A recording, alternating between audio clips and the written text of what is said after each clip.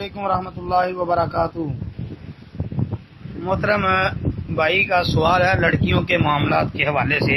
کہ لڑکیاں جو یہ آئی برو بنواتی ہیں، محترم بھائی یہ لڑکیاں جو ہے پلکنگ کرواتی ہیں یا اس قسم کے جو معاملات کرواتی ہیں، یہ تو درست عمل نہیں ہے، ان سے تو مکمل طور پہ اجتناب کرنا چاہیے۔ باقی یہ سرخی وغیرہ لگانا یا کوئی کریم وغیرہ لگانا اپنے چہرے کے اوپر، فیس پر، تو یہ اگر بھائی اپنے وہ خامد کے لیے اس طرح کی چیزیں لگاتی ہے، تو اپنے خامد کے لیے اگر وہ اس طرح کی چیزیں لگاتی ہے، اپنے آپ کو تیار کرتی ہے، تو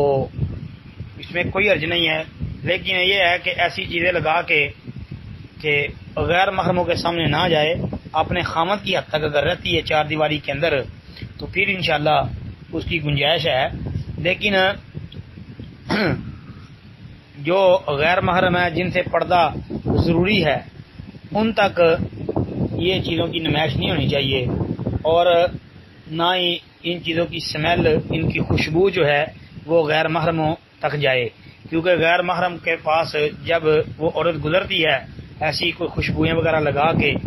تو ان کی اگر خوشبو غیر محرم سونگھتے ہیں، تو جب ان کے پاس سے گزرتی ہے تو ایسی عورت کے متعلق رسول کریم صلی اللہ علیہ وسلم نے فرمایا ہے